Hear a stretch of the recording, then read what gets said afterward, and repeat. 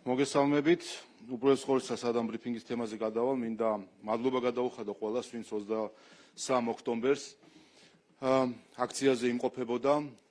ყველამ დაინახა ის ასობით ათასი მოქალაქე, მშობლები, შვილები, ექიმები, საჯარო მოხელეები, ყველა ვისაც გული შესტკივა საქართველოსთვის, ეს არის საქართველოს რეალური სახე, ეს არის ის ღირსეული საქართველო, რომელიც 26 ოქტომბერს გამარჯვებით დააგვირგვინებს ამ საარჩევნო კამპანიას. მინდა მადლობა გადაუხადო ყველას და ყველას მოუწოდო 26 ოქტომბერს ქუდზე კაცი იმისთვის, რომ საბოლოოდ დავაგვირგვინოთ გამარჯვებით ეს საარჩევნო მარათონი.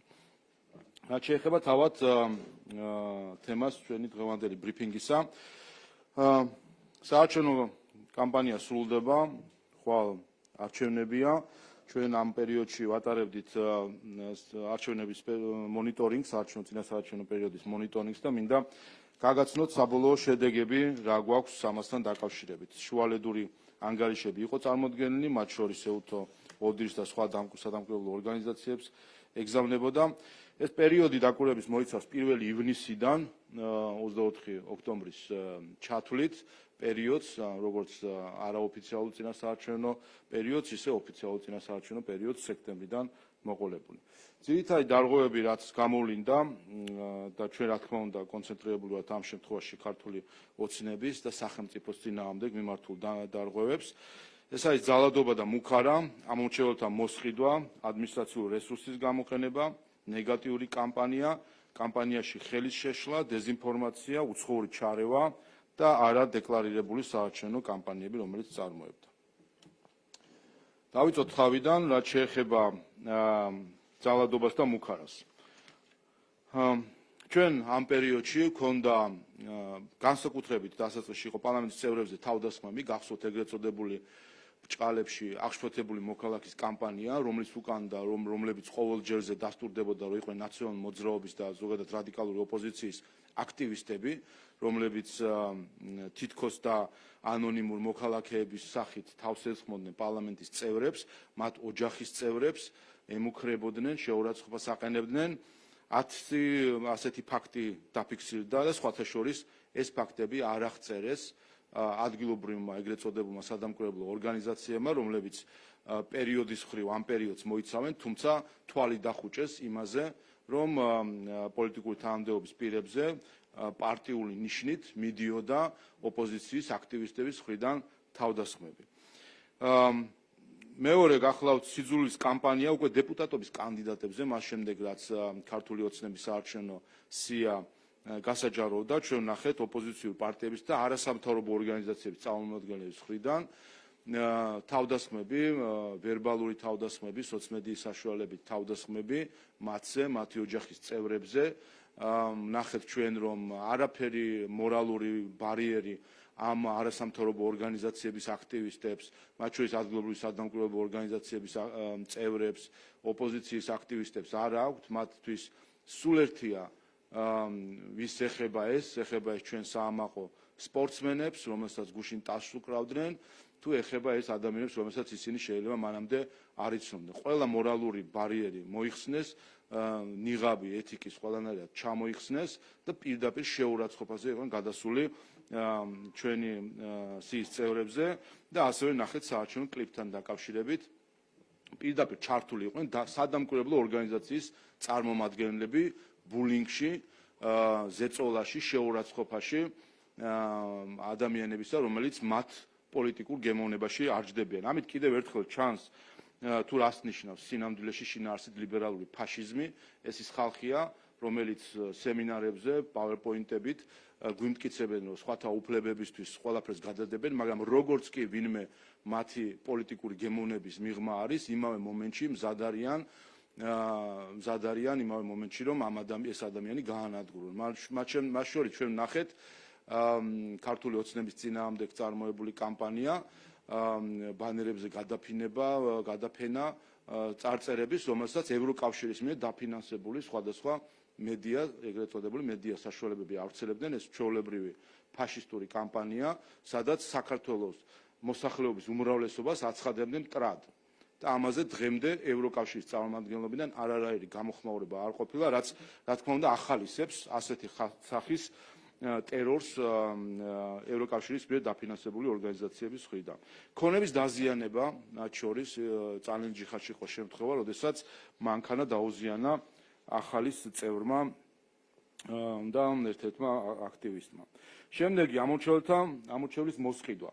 ჩვენ წინასაარჩევნო კამპანიის პერიოდში ვნახეთ ეგრეთ წოდებული პარტიული ბანაკები, სადაც ახალგაზრდა ამომრჩევლები მიყავდათ სხვადასხვა პარტიებს, ოპოზიციურ პარტიებს, მათი, ასე ვთქვათ, როგორც პარტიული მხარდამჭერების,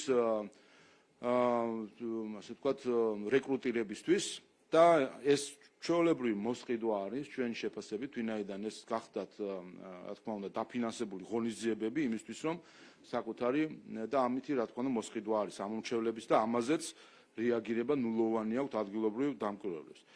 ცნობილი უკვე რამდენიმე 1000 ლარიანი წალენჯიხის ასაწყობი აუზი, რომლითაც მამუკა ხაზარაძემ თავისი მთავარი დაპირება შეასრულა, როგორც მან თქვა და გამართა წალენჯიხაში ადრეულ შემოდგომას ასაწყობი ბასეინი, აუზი ბოდიში, რომელიც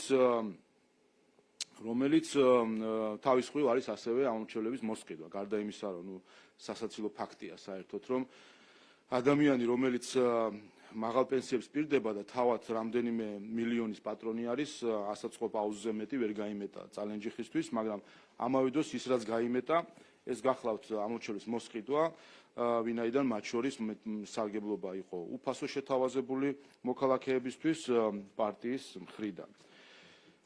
შემდეგი გახლავთ ადმინისტრაციული რესურსის გამოყენება, რომელზეც ასევე თვალს ხუჭავენ ადგილობრივი სადამკვირვებლო ორგანიზაციები, ვინაიდან შეკრული არიან თავად სალომე ზურაბიშვილთან და რადიკალურ ოპოზიციასთან. რამდენიმე სახის დარღვევა არის ქალბატონი სალომეს მხრიდან. პირველი ეგრეთ წოდებული ქარტია, რომელიც არანაირად არ შედის პრეზიდენტის უფლებამოსილებაში, რომ ის ჩაერიოს პარტიების წინასაარჩევნო პროგრამის შედგენაში და მან ფაქტობრივად ამითი შეადგინა საარჩევნო პროგრამა, რომელიც ამავე დროს საქართველოს აცხადებს ბანანის რესპუბლიკად, ამბობს რა, რომ ჩვენ არ გვაქვს უნარი მოქალაქეებს ავირჩიოთ მთავრობა, რომელიც 4 წელი უხელმძღვანელობს ქვეყანას, ეს უნდა იყოს დროებითი მთავრობა, ვინაიდან მოქალაქეებს არ ყოფნის იმისი ჭკუა და გამჭრიახობა, რომ ავირჩიოთ ისეთი ხელისუფლება, რაც გვინდა. ქალბატონმა სალომემ მას შემდეგ, რაც მოიარა უცხოეთის სხვადასხვა დედაქალაქები, ჩამოვიდა პასუხით, რომ ქართველებს არ გვაქვს არჩევანის გაკეთების უნარი და ამიტომ შეადგინა რამდენიმე პუნქტიანი ქარტია, რომლის მთავარი არსი არის ის, რომ ეს იქნება, ასე ვთქვათ, დროებითი მთავრობა, რიგ გარეშე არჩევნები და ასე შემდეგ და შიგნით ფაქტობრივად რაც წერია, ეს არის, რომ სხვისი დიქტატით მოქმედი ხელისუფლება უნდა იყოს, რომელიც უცხოელ ბიუროკრატების ნებისმიერ მითითებას დაემორჩილება. ეს ერთი დარღვევა. მეორე დარღვევა ქალბატონის სალომე ჩართული იყო და არის კვლავ პარტიების კოალიციების შექმნაში, მათ შორის სხვადასხვა პოლიტიკურ ჯგუფებთან ჰქონდა კონსულტაცია, ამისთვის იყენებდა პრეზიდენტის სასახლეს, ადმინისტრაციულ რესურსს და იმ რესურსს, რომელიც არის მათ შორის ამ სასახლეს ლოჯისტიკური მხრივ, რაც არის ასევე ადმინისტრაციული რესურსის გამოყენება და ამაზე თვალს ხუჭავენ არასამთავრობო ორგანიზაციები, ვინაიდან თავად არიან ამ შეთქმულების ნაწილი. და მესამე არჩევნების დღეს დაანონსება ეგრეთ წოდებული საკოორდინაციო პლატფორმის, შეეცადნენ არასამთავრობო ორგანიზაციები, რომ რაღაცნაირად გამოიყვანათ ქალბატონის სალომე ამ მდგომარეობიდან, მაგრამ არაფერი არ გამოუვათ აქედან. მან პირდაპირ განაცხადა, რომ ეს პლატფორმა თუ ჯგუფი თუ რაც იქმნება 26 ოქტომბერს არის იმისთვის, რომ დღის განმავლობაში დააკვირდეს არჩევნებს და ბოლოს აღნიშნოს გამარჯვება.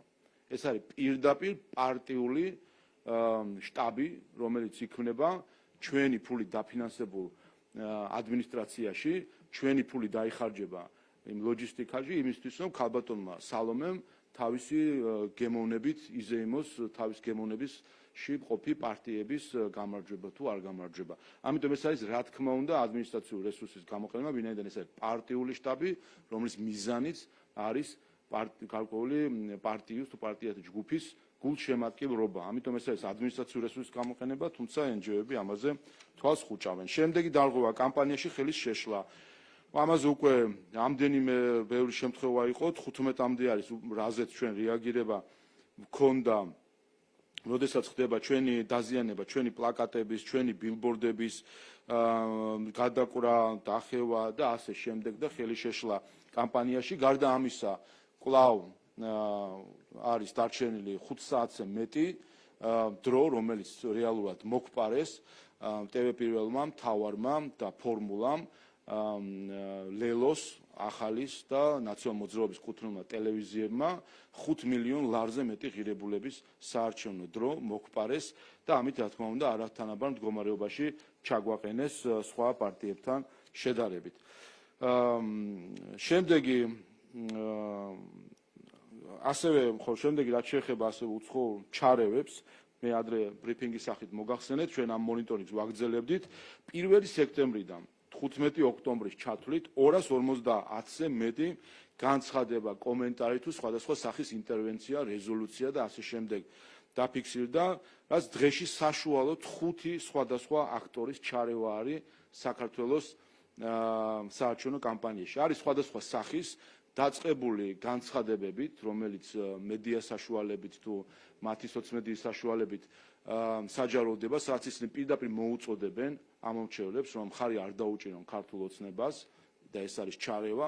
მეორე, დოკუმენტები, ევროპარლამენტის რეზოლუცია, 13 მინისტრის თუ მინისტრის მოადგილის ქვეყნის წარმომადგენლის განცხადება, რომელზეც სხვათა შორის დღემდე ვერ გავერკვიეთ, რა ტიპის დოკუმენტია ეს. ერთადერთი წყარო, რაც მივაგენით დღემდე, არის ინტერპრეს ნიუსის ნიუსი, ასე ვთქვათ, სადაც მოტანილია ეს ტექსტი, სხვაგან ვერსად, ვერც ერთი ამ 13 ქვეყნის ოფიციალურ ვებგვერდზე, ვერც ერთი ამ 13 ქვეყნის საელჩოს ვებგვერდზე ეს ტექსტი ვერ მოვიძიეთ. და დღემდე პასუხი არ გვაქვს, რა განცხადება იყო საერთოდ, ვისი განცხადება, ვისი ინიციატივა იყო, რატომ არის მარტო 13, თარსი რიცხვის ამბავი არის 13 თუ რატომ არ ვიცი. მოკლედ, ყოველ შემთხვევაში გაურკვევლობა არის ამ მხრივ. შინაარსობრივად, რა თქმა უნდა, ეს იყო ჩარევა საარჩევნო კამპანიაში იმისთვის, რომ ემოქმედათ განწყობებზე. გარდა ამისა, ჩარევა იყო ასევე 20 ოქტომბრის თავყრილობა, რომელიც NGO-ების და ოპოზიციის ერთობლივი ღონისძიება იყო და სამწუხაროდ გაუმჭვირვალობის პირობებში ჩვენ არ ვიცით ზუსტად, მაგრამ გვაქვს ეჭვი, რომ ამ აქციაზე 20 ოქტომბრის დაიხარჯა NGO-ების თანხები, ანუ უცხოური თანხები დაიხარჯა საარჩევნო ღონისძიებისთვის, რაც გახლავთ და მათ შორის ამას გვაფიქრებინებს ევროკავშირის ელჩის გამოხმაურება ამ აქციასთან დაკავშირებით და ალბათ გვიჩნდება ჩვენ საფუძვლიანი ეჭვი, რომ 20 ოქტომბრის არჩევნები დაფინანსებული იყო უცხოური 20 ოქტომბრის ღონისძიება დაფინანსებული იყო უცხოური წყაროებიდან, რაც წარმოადგენს უკანონო კონტრიბუცია საარჩევნო კამპანიაში და არის დარღვევა და გარდა ამისა არის ჩარევა საარჩევნო კამპანიაში, რაც ასევე სამწუხარო არის. გარდა ამისა, ჩვენ ადმინისტრაციული რესურსის გამოყენების მხრივ ასევე არის დაფიქსირდა ერთი ფაქტი. პარტია სახელი გიორგი გახარიას პარტია, მოკლედ, პარტიიდან დაიგზავნა მეილები საჯარო მოხელეებთან ერთი ტექსტით, დაიგზავნა ამის ყველა საჯარო მოხელეს. რა თქმა უნდა, ეს მისამართები მათ შეუძლებელია რომ ქონდეთ პარტიაში, ამიტომ არის ეჭვი, რომ მათ პარტიაში თუ პარტიასთან ახლო მყოფი ადამიანები, რომლებიც საჯარო სამსახურში იმყოფებოდნენ, რომ მათ გატანილი აქვს საჯარო მოხელეების პერსონალური მონაცემების ბაზა, მათ შორის იმეილის მისამართები და ამ ბაზის მეშვეობით მოხდა საჯარო მოხელეებთან ერთიანი მეილის დაგზავნა.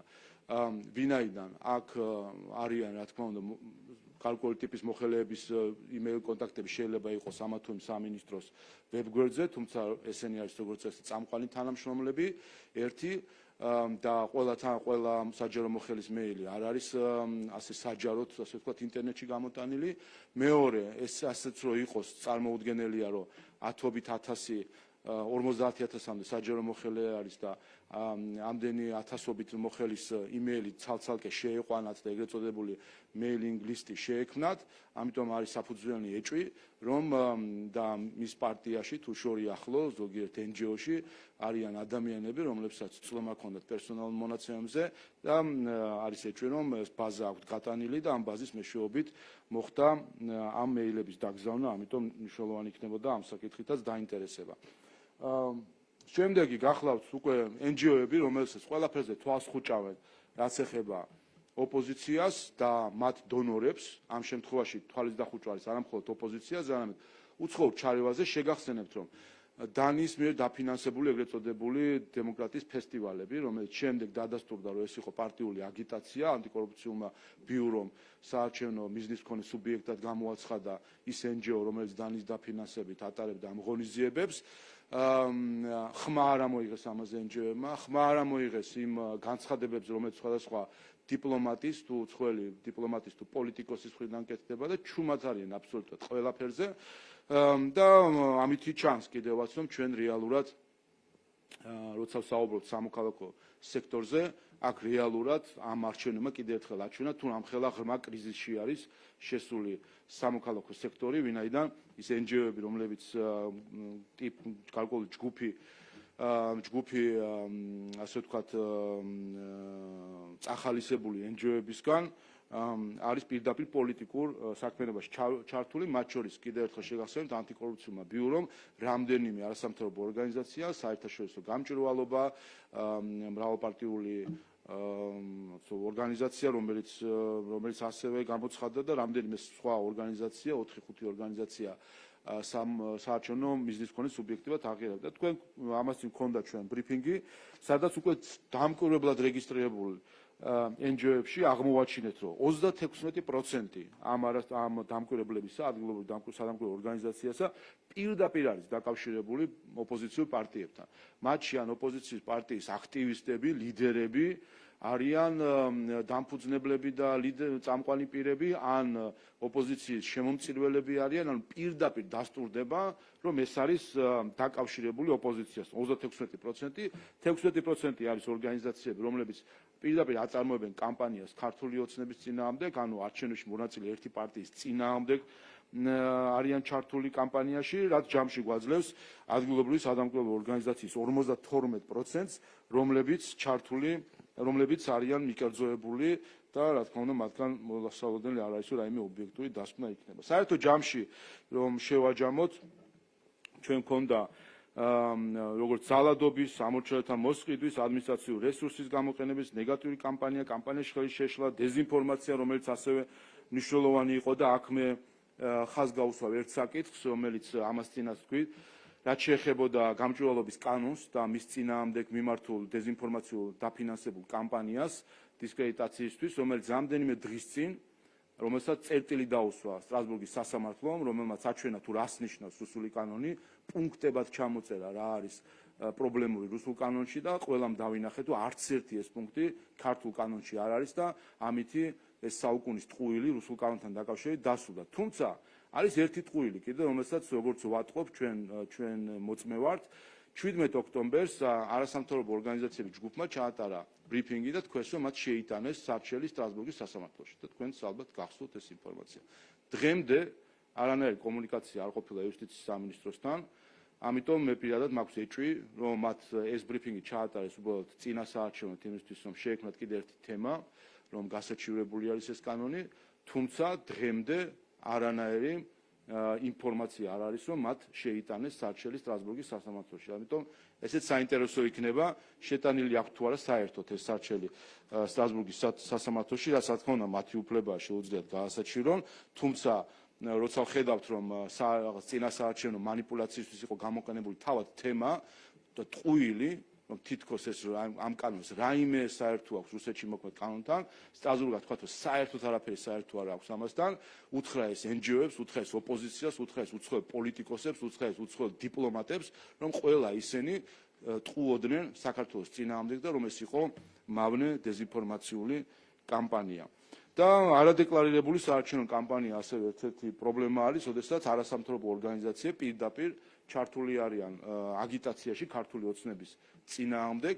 მათ შორის 20 ოქტომბრის კიდევ ერთხელ თავყრილობა იყო ამისი მაგალითი და ნურავინ აქ სულელი არავინ არ არის, ნურავინ დაიწყოს ქართული ხალხის მოტყუებას, უცხოელი პოლიტიკოსი იქნება ეს დიპლომატი, თითქოს ეს იყო რაღაც ევროპასთან დაკავშირებული შეხვედრა საქართველოს მოქალაქეების, ეს იყო ცხადად ქართული ოცნების საწინააღმდეგო ღონისძიება, რომლებიც ორგანიზებული იყო NGO-ების და ოპოზიციის მიერ და და ეს საჯაროთაც ჩანდა, რომ ეს არის NGO-ების ორგანიზებული ოპოზიციასთან ერთად და როგორც ჩანს და აშკარა იყო, რომ ამაში დაიხარჯა უცხოური ფული ამ აქციის ორგანიზებაში და გამართვაში, რაც წარმოადგენს უკანონო შემოწირულობას საარჩევნო კამპანიაში და რა თქმა უნდა ესეც მნიშვნელოვანი იქნება, რომ დაადგინდეს და მათ შორის ამ NGO-ს მოუწოდებ გაასაჯაროონ, რას მალავენ, აბა გაასაჯაროონ, რა თანხები დახარჯეს, ვისი თანხები დახარჯეს და უთხრან საქართველოს მოქალაქეებს, ვისი ფულით ცდილობენ ისინი, რომ ზემოქმედება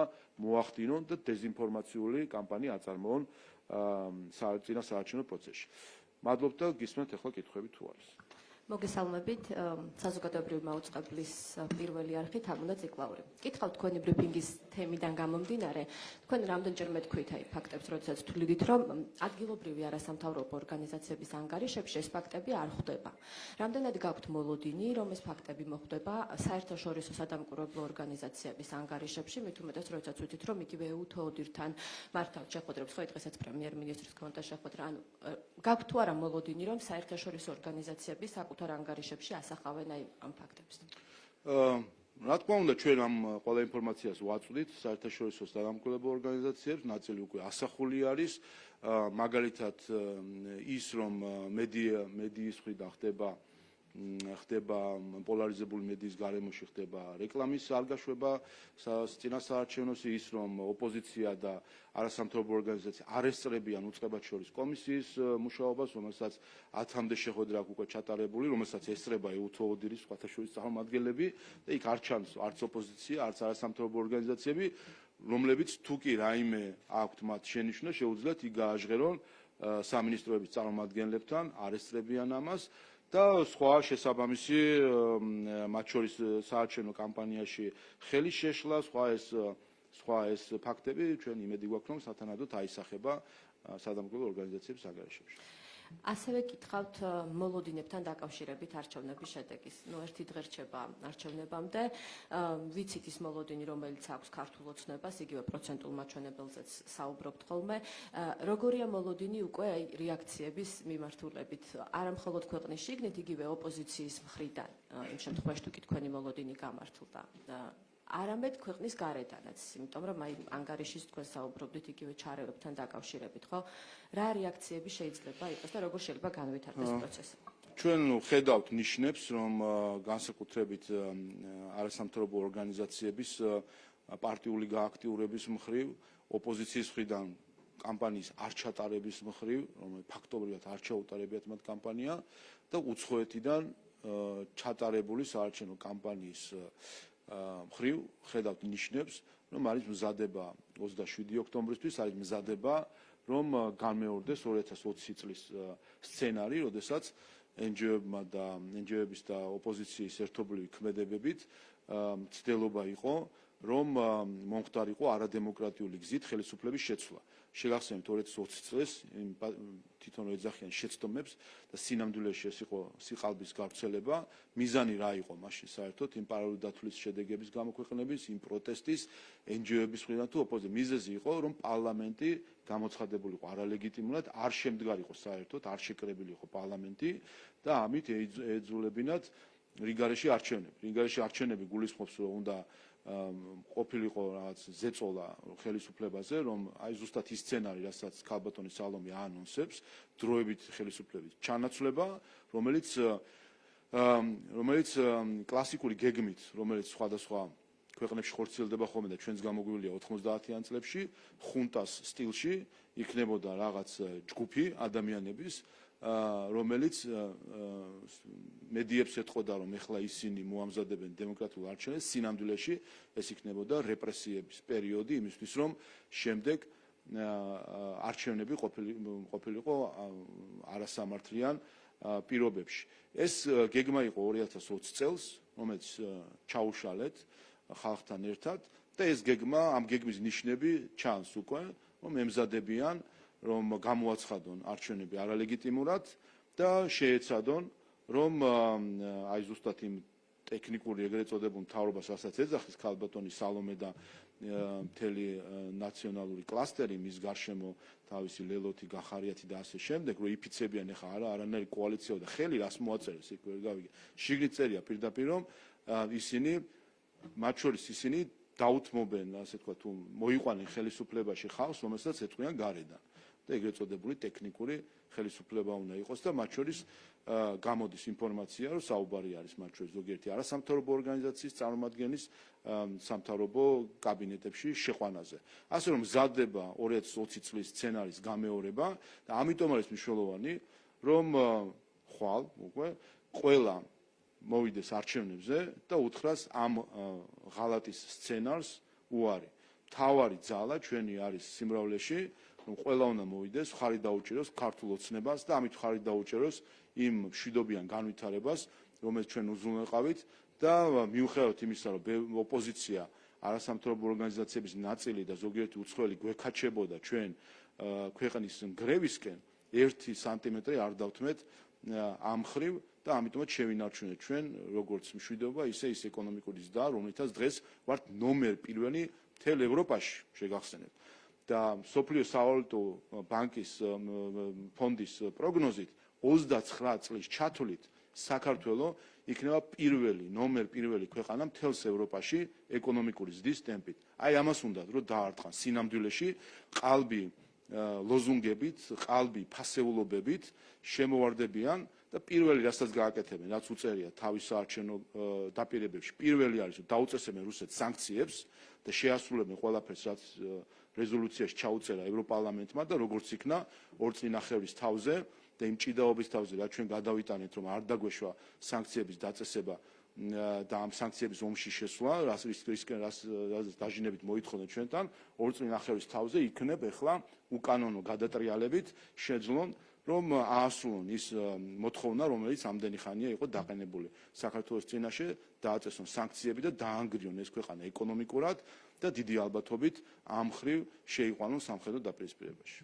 და კიდევ ერთი პოლიტიკურად რომ შეაფასოთ ის სამართლებრივი საქმე, რომელიც ეხება ეგრეთ წოდებული კოლ-ცენტრების საქმეს გულისხმობ ამ შემთხვევაში, გუშინ ნახეთ რამდენიმე ოფისში ჩატარდა ჩხრეკა და როგორ ფიქრობთ, სად მიდის კვალი რა მიმართულებით და როგორ შეაფასებთ ზოგადად ამ?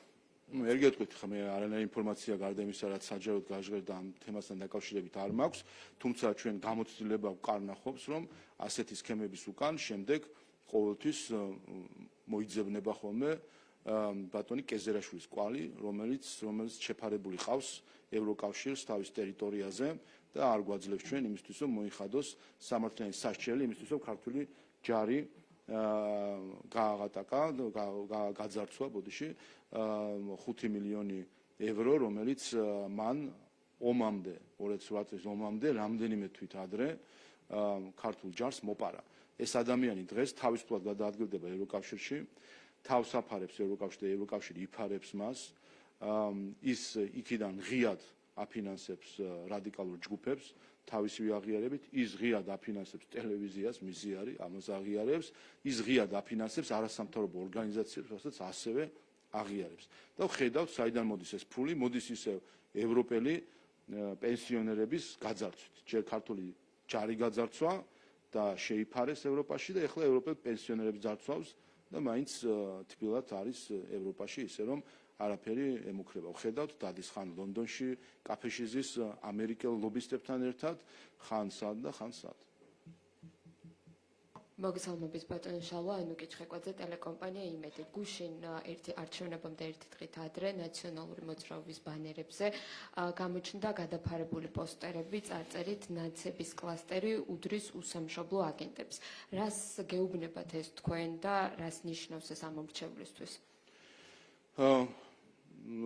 ნახე მეც მედიაში გავეცანი, ნახე ეს ფოტოები მათ შორის და ეს როგორც ჩანს არის ქართველების პასუხი იმ უსამშობლოების მიმართ, რომლებმაც ამდენიმე დღის წინ საქართველოს მოსახლეობის უმრავლესობა გამოაცხადეს მტრად. ამას აკეთებდნენ ევროკავშირის მიერ დაფინანსებული მედია, ამას აკეთებდა ამერიკის შეერთებული შტატების სახელმწიფო მედია, რადიო თავისუფლება, რომელიც ავრცელებდა ამ მართლაც ფაშისტურ მოწოდებებს, რომ მთლიანად მოსახლეობის უმრავლესობა გამოაცხადო მტრად. ეხლა ამაზე მეტი ფაშიზმი სხვა რაღა არის, როდესაც მოსახლეობის უმრავლესობას აცხადებს მტრად, ანუ მას აცხადებს სამიზნედ შურიზიების, ძალადობის, ბულინგის, ზეწოლის და ამას ავრცელებს ის მედია საშუალებები, რომელიც ფინანსდებიან ევროკავშირის ბიუჯეტიდან და ამერიკის შეერთებული შტატების ბიუჯეტიდან. და რა თქმა უნდა, მოსახლეობის უმრავლესობას, როდესაც მტრად გამოაცხადებს რამდენიმე უსამშობლო ჯგუფი, ამაზე მოსახლეობას რომ ექნება რაღაც რეაგირება, ხედავთ და სავარაუდოდ ესეც არის. კარგია, რომ საქართველოს პატრიოტები ასეთ ფაშისტურ გამოვლინებებზე სათანადო პასუხს სცემენ.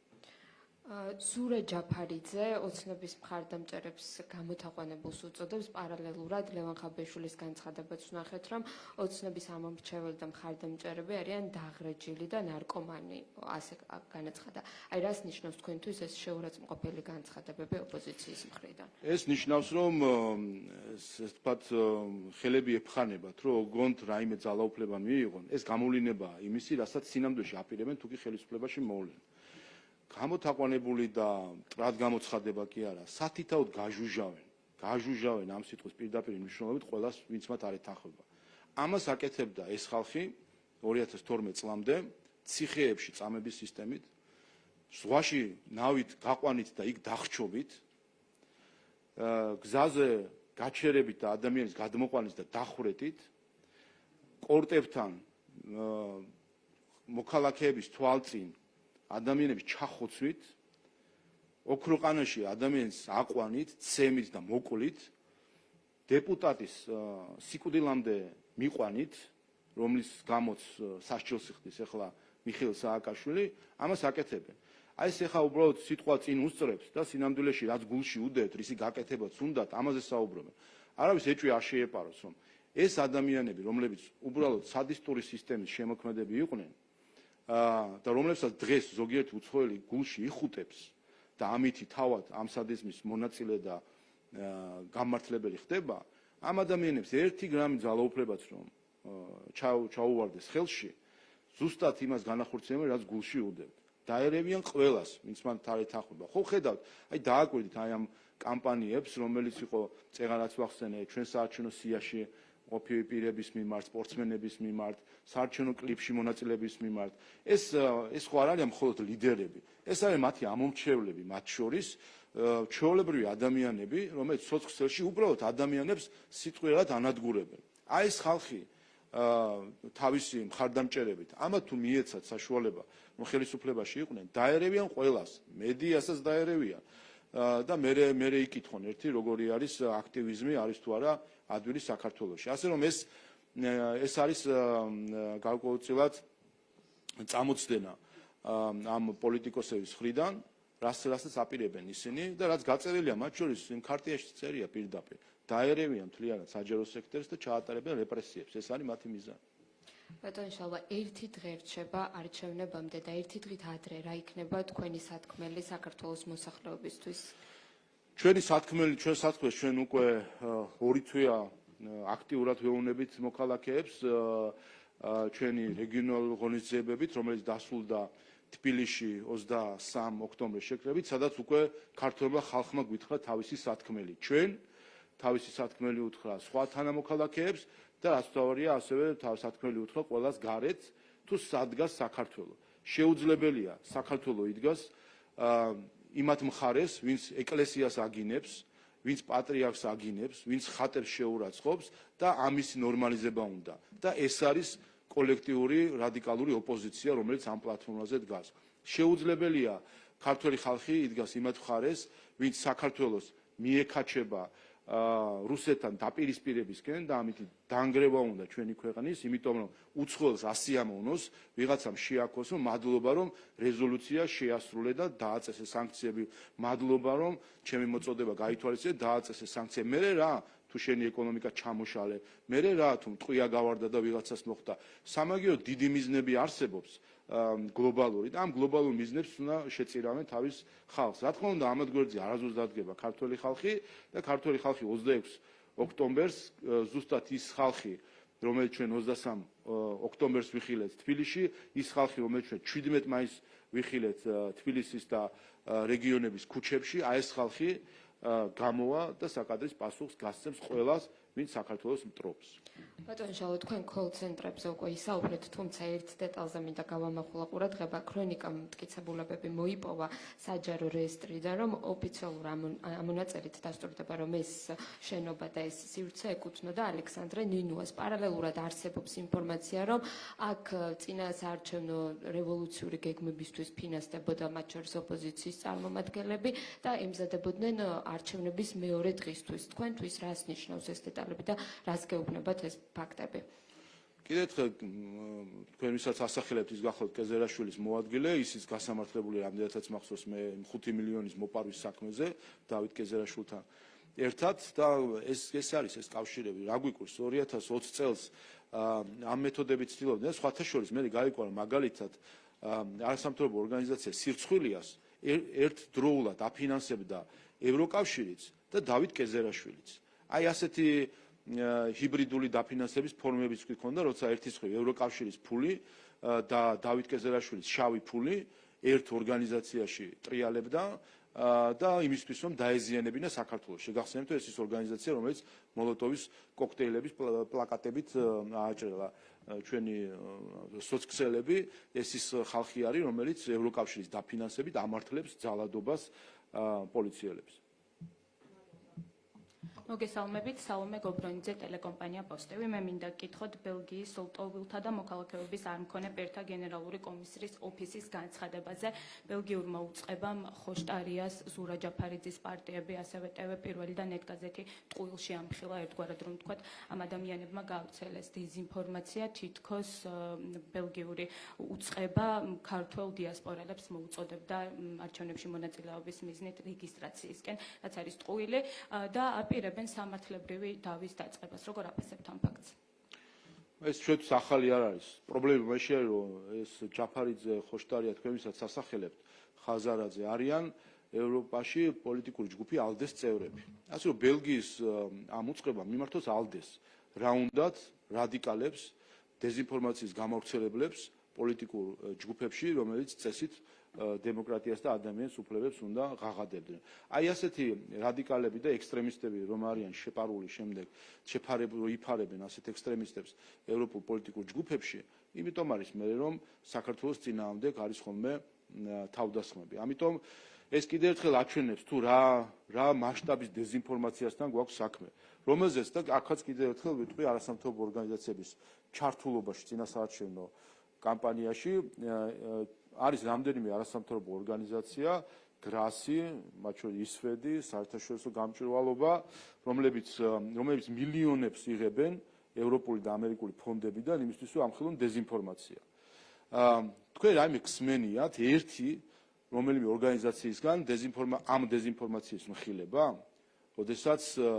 როდესაც სხვა ყველაფერს გამოეკიდებია ხოლმე. რაიმე გსმენიათ, რატომ? იმიტომ ხელს აფარებენ რომ ეს ტყუილი დაიჯეროს ხალხმა.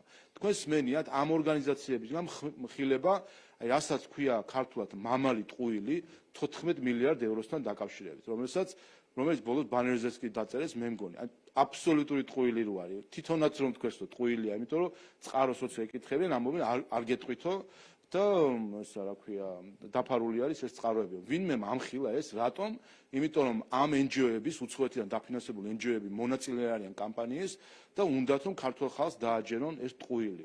თქვენ ამ ორგანიზაციებისგან რაიმე სხვა დეზინფორმაციის მხილება ცესკოს წინააღმდეგ, პოლიციის წინააღმდეგ, სახელმწიფოს წინააღმდეგ ზოგადად, ისევე როგორც ერთ-ერთი არჩევნებში მონაწილე პარტიის ქართული ოცნების წინააღმდეგ. რაიმე დეზინფორმაციის მხილება გინახავთ? არა, იმიტომ ისინი უცხოური დაფინანსებით მონაწილეობენ საარჩევნო კამპანიაში, აქვთ მიზანი ქართული ოცნების წინააღმდეგ და სურთ რომ დაიჯეროს მოსახლეობამ ტყუილი. ეს არის დასტური უცხოური ჩარევისა საარჩევნო კამპანიაში. შეგახსენებთ რომ მოლდოვასთან დაკავშირებით ორი საკითხი იყო, რაზეც უცხოელები ამაყურებენ ყურადღებას თუ რატო ფიქრობენ რომ იყო ჩარევა თქვათ რუსეთის მხრიდან, როგორც ისინი ამბობენ, მოლდოვის არჩევნებში. ორი თქვათ საკითხი.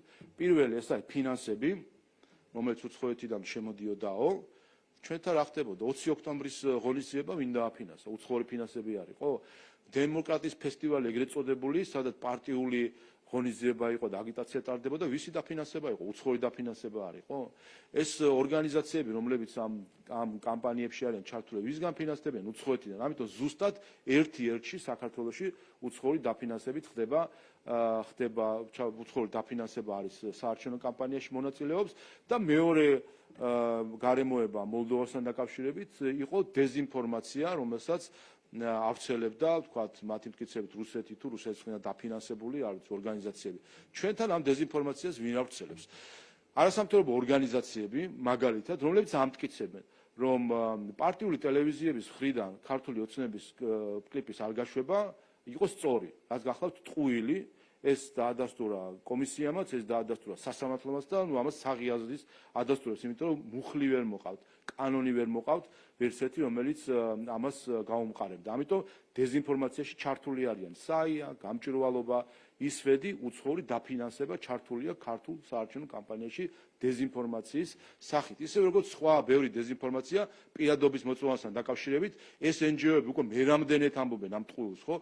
2018 წელს სახეებით გვახსოვს ხალბატონი გიგაური, რომელიც გამოდიოდა, რომ აი ყალბი პირადობის მოწმობები იბეჭდება და როგორც კი დაიბარეს შემდეგ პროკურატურაში, კი ბატონო, აბა ჩვენება მოგოცით, გაჩუმდა ყველა, გაისუსა, ვერაფერი ვერ თქვეს და არ ითანამშრომლებს გამოძიებასთან. იმიტომ ჩვეულებრივი ყალბი ახალი ამბავი იყო. იგივე იყო 2021 წლის არჩევნებში პირადობის მოწმობასთან დაკავშირებით და ახლა ზუსტად იგივე ტყუილს იმეორებენ. მე მგონი ამ ხალხს ქართული ხალხი, ამ NGO-ს ქართული ხალხი სულელები გონიათ, რომ მეხსიერება არ აქვთ და ვერ გაიხსენებენ, რომ იგივე ტყუილს იმეორებენ, რაც ჰქონდათ 2021 წელს. ამიტომ როგორც ფინანსებით, ისე დეზინფორმაციის გავრცელებით უცხოური მონაწილეობა არის საარჩევნო კამპანიაში და არის თან უპრეცედენტო მონაწილეობა საარჩევნო კამპანიაში, რაზეც რა თქმა უნდა არჩევნების შემდეგ ჩვენ გვექნება სათანადო საუბარი იმ ქვეყნებთან თუ ორგანიზაციებთან, რომლებმაც ასეთი არამეგობრული ქმედებები ჩაიდინეს. გამარჯობა, ხატია სამხარეძე, TV პირველი ბოდიში. მოგესალმებით, ბატონო შავა, კეცანთარაია, ტელეკომპანია რუსთავი არის. მე მინდა გითხოთ, არჩევნებამდე ერთი დღით ადრე ყველაზე დიდი სადამკვირვებლო მისია, რომელიც აკვირდება საქართველოში არჩევნებს ეუთო ოდირი ამ წუთებშიც მართავს შეხვედრას პოლიტიკურ მხარეებთან, უკვე შედგა შეხვედრა ქართული ოცნების წარმომადგენლებთან, პრემიერ-მინისტრი იყო წარმოდგენილი ამ შეხვედრაზე. თქვენ ნაწილობრივ ვისაუბრეთ, თუმცა აი რა ინფორმაციას აწვდით თქვენი მხრიდან ამ სადამკვირვებლო მისიას, ასევე ოპოზიცია რა მოლოდინი გაქვთ, რა ინფორმაციას მიაწვდის და ზოგადად რა მოლოდინი გაქვთ ამ ორგანიზაციების მხრიდან საბოლოო დასკვნებთან დაკავშირებით, იმიტომ რომ მათი დასკვნები არის ერთ-ერთი გადამწყვეტი და მნიშვნელოვანი საერთოდ არჩევნების შედეგებთან დაკავშირებით. ყველა იმ ინფორმაციას, რომელზეც დღესაც მქონდა მე საუბარი და ზოგადად ეს პერიოდი მედიასაც გაცნობდით ჩვენს დამოკიდებულებას, უპირველეს ყოვლისა ჩვენ ვაცნობებთ მათ იმ დარღვევების შესახებ, რომელიც ქართული ოცნების წინააღმდეგ არის. წარმოგიდგენიათ, ესე იგი, ერთის მხრივ ოპოზიციას რო კითხვა ამტკიცებენ, რომ რამის ავტორიტარიზმში არიან და მეორეს მხრივ თავად ჩაგრავენ ხელისუფლებაში მყოფ პარტიას. 5 მილიონი ლარის ღირებულების საარჩევნო რგოლები არ გაუშვა კეზერაშვილის, გვარამიას და ხაზარაძის კუთვნილმა ტელევიზიებმა. 5 საათზე მეტი საარჩევნო რგოლების დრო მოხპარეს, არათანაბარ მდგომარეობაში ჩაგვაყენეს სახელმწიფო პარტია. რაზე არის საერთოდ საუბარი? როდესაც შემდეგ ოპოზიცია წუწუნებს ხოლმე, რომ შეიძლება სხვა ისეთი მდგომარეობა იყოს. ამიტომ ამ დარღვევებზე ვესაუბრებით და რა თქმა უნდა ვესაუბრებით უცხოურ ჩარევაზე, რომელიც პირველად არის ასეთი მასშტაბით, რასაც ჩვენ ვაკვირდებით ჩვენ საარჩევნო ისტორიიდან გამომდინარე და არის ძალიან მძიმე, რასაც ჩვენ უყურებთ. მათ შორის განცხადებებს პოლიტიკოსების მხრიდან ასაც შეჩეული ვართ უცხოელი, მაგრამ როდესაც უკვე დიპლომატები ღიად ჩართული არიან აგიტაციაში, ეს არ ვიცი, ცდება ვენის კონვენციას, გაეროს წესდებას, საერთაშორისო ცდება ზოგადად წესებზე დაფუძნებულ საერთაშორისო წესრიგის პრინციპს, რაც დაუჯერებელია, როცა ჩვენ ვხედავთ იმ ხალხისგან ამ ქმედებებს, რომლებიც სხვა დროს კათედრიდან გვესაუბრებიან ხოლმე ღირებულებებთან დაკავშირებით. ამიტომ ეს ორი თემა არის, რომელზეც განსაკუთრებით ხაზს უსვამთ და მესამე რაც არის, რომ ამ ყველაფრის გათვალისწინებით ჩვენ უპრეცედენტოდ 7 წინასაარჩევნო პერიოდი გვაქვს, ხომ? მე მგონი, ასე თუ ისე გავიხსენებთ საპარლამენტო არჩევნებს გულისხმობ, ასეთი 7 საარჩევნო გარემო არ ყოფილა, ის დარღვევები, რომლებიც შეიძლება იყოს ჩვენს წინააღმდეგაც არის ცალკეული, ასე ვთქვათ, ცალკეული ინციდენტები, თუმცა ყველა, მათ შორის ოპოზიციაც აღიარებს, როგორც ხვდებით ჩვენ, რომ ყველა აღიარებს, რომ 7 გარემო, მოვედით უკვე არჩევნების წინა დღე არის და ამ მხრივ ესეც ზუსტად ხელისუფლების მხრიდან გადადგმული პრევენციული ნაბიჯების შედეგია, მათ შორის რომ არ მივეცით საშუალება პროვოკაციებისზე რომ წამოეგოთ ხელისუფლება თუ თუნდაც ჩვენი პარტიის წარმომადგენლები. და მოლოდინებთან დაკავშირებითაც რო გითხრათ, რას ელოდებით უკვე საბოლოო ანგარიში, ან შუალედურ ანგარიში, აი მოხდება თუ არა ეს თქვენ მიერ დასახელებული ფაქტები და იქნება თუ არა ამაზე რეაგირება იმ ფარგლებში, რა ჩარჩოშიც მუშაობს. ახლა ეს უკვე ამ ორგანიზაციების გადასაწყვეტია რას და როგორ ასახავენ ჩვენი ამოცანა არის რომ მათ ქონდეთ სრული სურათი მინაიდან ხედავთ რომ დამახინჯებული სურათს წარმოსახავენ ოპოზიცია და მათი მოკავშირე NGO-ები წარმოიდგინეთ საჯაროდ რამდენ ტყუილს ამბობენ NGO-ები და ოპოზიცია და ხა დახულყარს მიღმა რას იკადრებენ და რას დააბრალებენ ჩვენ სახელმწიფოს ეს კიდე ამოუცნობია ჯერჯერობით ჩვენთვის ამიტომ იმედი გვაქვს რომ რაც შეიძლება ბევრს ასეთ წუხილს გაითვალისწინებენ თუმცა ჩვენ არ უნდა დაგვავიწყდეს რომ ამ არჩევნებს დამკვირვებელად ეს თქვა მათი მოხალისეობრივი საკითხია თუმცა არჩევნებს ერთი რომ ატარებს CESCO და რა თქმა უნდა სული ნდობა გვაქვს CESCO-ს მიმართ არჩევნებს აკვირდება ანტიკორუფციული ბიურო ფინანსური სახით არჩევნებს აკვირდება იმ გაგებით რომ საჩივრების აკვირდება კომუნიკაციის კომისია და ნახეთ რომ არის სათანადო რეაგირება და ოპერატიული გადაწყვეტილებები და რა თქმა უნდა არჩევნებს საბოლოო ჯამში ასევე აკვირდება სასამართლო რომელიც სხვადასხვა დავებსთან დაკავშირებით იღებს გადაწყვეტილებას ამიტომ ამ შეფასებებს აქვს რა თქმა უნდა ჩვენთვის უპირველესი მნიშვნელობა რას ამობს CESCO რას ამობს ანტიკორუფციული ბიურო რას ამობს კომუნიკაციის კომისია რა დასკვნები გამოაქვს სასამართლოს გამარჯობა. მინდა გკითხოთ მსოფლიო მედიასთან დაკავშირებით და გამოხმაურებებთან დაკავშირებით, რომელიც არჩევნებამდე რამდენიმე დღის ადრე გვესმის ქართულ ოცნებასთან დაკავშირებით. მსოფლიო მედია და გამოცემები აკრიტიკებს ქართულ ოცნებას, ხელისუფლებას აკრიტიკებს. მათ შორის რამდენიმე დღის წინ ჩვენ ნახეთ სტატია პოლიტიკოში, სადაც საუბარი იყო იმასთან დაკავშირებით, რომ ბიძინა ივანიშვილი არის კაცი, რომელმაც იყიდა ეს ქვეყანა. ავტორი ვინ არის ამ სტატიის? ავტორი ვინ არის ხო?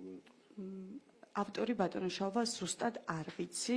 აი ნახეთ ვინ არის ავტორი. ხო, თქვენ როგორც როგორც ქართულ გვარს ამოიკითხავთ იმ ავტორის უკან ადამიანის ქართველი ადამიანის ვინც ავტორია ამ სტატიის ამ მართლაც მადისკრიტებელ საკუთარი სამშობლოს მადისკრიტებელი საქმით რა დაკავებული ადამიანის რომელიც მიხეილ სააკაშვილის აქტივისტი არის და მის ციხიდან გათავისუფლებას ითხოვდა ასე რომ ასეთი ხალხის სტატიებს რომელიც საკუთარი სამშობლოს აბრალებს რაღაცებს ნუ ახლა ვერ აღვიქვათ სერიოზულად თუმცა არაქართველებიც წერენ რა თქმა უნდა კრიტიკულ სტატიებს კი ბატონო ეს კონკრეტული სტატია გასაგებია თუმცა ყველა სტატია თქვენზე საუბრობს როგორც რუსებზე ეს არ არის მხოლოდ პოლიტიკოს ერთი სტატია რაზე მეტყველებს ეს ბატონო შალვა? სოფლიო გამოხმაურებები გაკრიტიკებენ თქვენ. აბსოლუტურად ყველა სტატიაში გაკრიტიკებული ხართ. არ არის მხოლოდ პოლიტიკოზე საუბარი. ვაშინგტონ პოსტის სტატია იყო. რას ნიშნავს ეს ყველაფერი? ესეთი გამოხმაურებები. აბსოლუტურად არაფერს არ ნიშნავს. ამაზე ყველაფერზე პასუხი იქნება ხვალ. ხვალ ქართველი ხალხი დაანახებს ყველას, შიგნითაც და გარეთაც.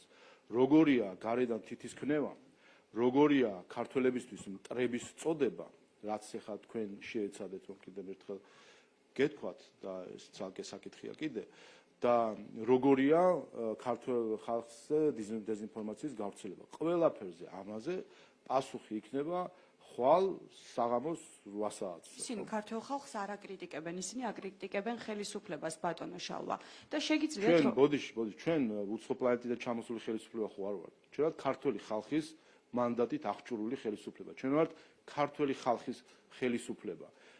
ასე ფიქრობენ დემოკრატიული ადამიანები და როდესაც ვინც ხალხის და ხელისუფლების ერთმანეთისგან გაცალკევებას, ამას აკეთებენ ტოტალიტარული რეჟიმის და იდეოლოგიის მქონე ადამიანები, რომლებიც ხალხს არ აიგივებენ, ხელისუფლებას არ აიგივებენ ხალხთან.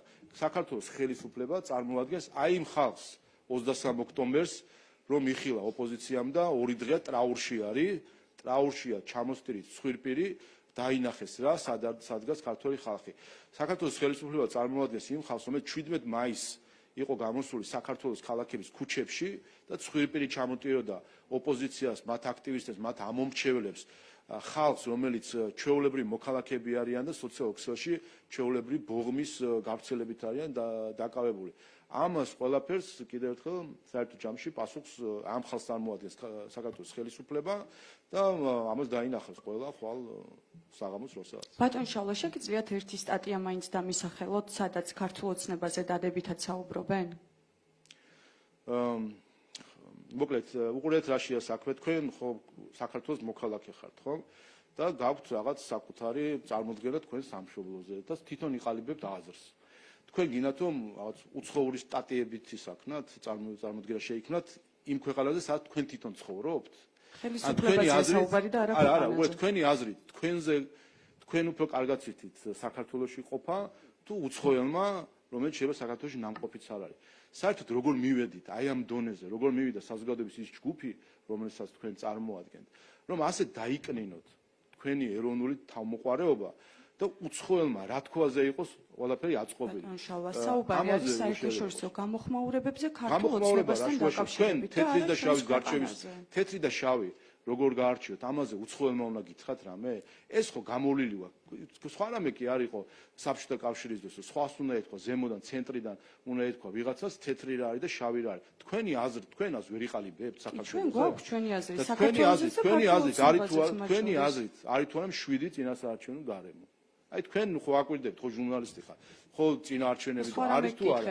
არის თქვენი აზრით, საქართველოში ხდებოდა თუ არა სანქციების გვერდის სწავლა. ამაზე ხო ბევრი სტატია წაგიკითხავთ, რომლებიც აბრალებდნენ ამას. და თქვენი აზრით რა დაინახეთ, ხო არ ხდებოდა ეს ყველაფერი.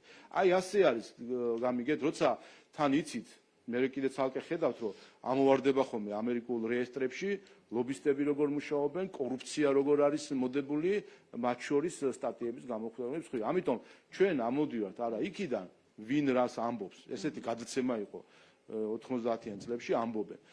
ამბობენზე კი არ ვარ ჩვენ ჩვენი თვალები გვაქვს და ამ თვალებით ვხედავთ, ჩვენი ყურები გვაქვს და ამ ყურებით გვესმის და ჩვენი გონება გვაქვს იმისთვის, რომ გავსაჯოთ რა არის ტყუილი და რა არის სიმართლე. ბატონ შალვა, ადმინისტრაციული რესურსის გამოყენებასთან დაკავშირებით მინდა ასევე გკითხოთ, დააშინება ამომრჩევლების ტერორი, მოსყიდვის მცდელობა, პირადობის მოწმობების ჩამორთმევა, ამ დარღვევებთან დაკავშირებით საუბრობენ არასამთავრობო ორგანიზაციები. თქვენ რა პასუხი გაქვთ ამ საკითხებთან დაკავშირებით? ერთმანეთს ესაუბრონ, მანამ სანამ მტკიცებულებს არ წარმოადგენენ. ეს საუბრები და ჭორაობა ჩვენ გვსმენია 2021 წლის არჩევნებში პირადობის მოწმობებით და 2020-ის არჩევნებში და სხვა დროსაც გვსმენია. კიდე ერთხელ, დაბრალება ადვილია ხა, დაბრალებას რა უნდა? ენას ძვალი არ აქვს, მაგრამ მტკიცებულებების წარმოდგენაზე როგორ არის? სხვა შორის, აი ამ ორგანიზაციების გაერთიანების სპიკერმა ერთ-ერთ ბრიფინგზე, სადაც საუბრობდა ადმინისტრაციულ რესურსზე, მას კითხეს, რომ მტკიცებულებები თუ გაქვთო? ქალბატონ თოლორაიას კითხეს და მან უპასუხა, რომ მტკიცებულებები ჩვენი საქმე არ არისო, ჩვენ უნდა დავაბრალოთო და სახელმწიფო მოიძიოს ეხლა მტკიცებულებებიო. ამას რო ამბობს ხალხი, რომელიც ამოსო დამკვირვებელია და რაღაცა ანგარიშებს აკეთებს, ეს ხო აბსოლუტური აბსურდი არის, ასეთ ტყუილებს მოიგონებს ყველა და მე ეხლა შენ ამტკიცე რომ სპილო არ ხარ ეხლა, რა დამოკიდებულება. მტკიცებულებები არ შეეცებობს ბატონ შალვა, სკრინები გამოქვეყნდა, ვოისები გამოქვეყნდა მათ შორის. არა, უყურეთ, საქმეც იმაში, აი მე ეხლა ციტირებდი ამ სადამკვირვებლო ორგანიზაციების გაერთიანების სპიკერს ქალბატონ თოლორაიას, რომელსაც კითხვაზე გაქვთ თუ არა მტკიცებულებები, პასუხი გასცა, რომ მტკიცებულებები ჩვენი საქმე არ არის, სახელმწიფო მოიძიოს. ეს ერთი. მეორე, თუ კი რაიმე მტკიცებულებები აქვს, ბრიფინგები კი არ უნდა ატარონ. არის უწყებად შორის კომისია იუსტიციის სამინისტროსა, სადაც ყველა უწყება წარმოდგენილია, უცხოელი დამკვირვებლები იქ ხედან, ეუთო ოდირი, ენდია იქ ხედან, იქ არიან სხდომებზე, მივიდნენ ამ სხდომაზე, წარადგინონ ეს სკრინები იქნება თუ რაც იქნება, წარადგინონ, რატო არ მიაქვთ იქ? იქ ხომ მარტო არ იქნები თუ არენდობიან თავისი აზრით სახელმწიფო სტრუქტურებს, იქ არიან იქვე შედან ნეუთრალობის დამკვირვებელი იმ სხდომაზე.